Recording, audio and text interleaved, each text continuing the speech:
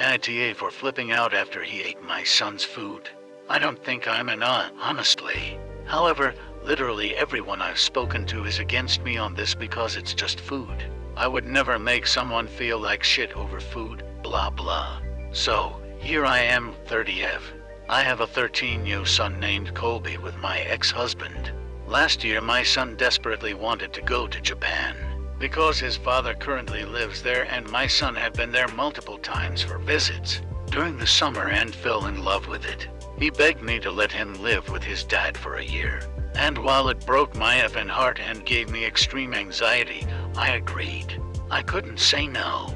He went there for a year and came back home in August of this year.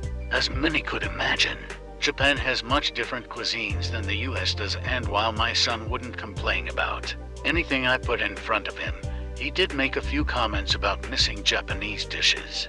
So I went through a few websites, got a hold of his dad, etc. And I was able to get some of the ingredients and recipes shipped out to me. His favorite one is some type of noodles with a dark brown spicy sauce. I can't remember the name off the top of my head, but since it's his favorite, I have his father send me out the noodles and sauce so my son can prepare it for himself at home, as well as buying him the fresh ingredients needed. Well, me and my husband's daughter 9 asked Colby the day before yesterday if she could have some of his noodles. He said no.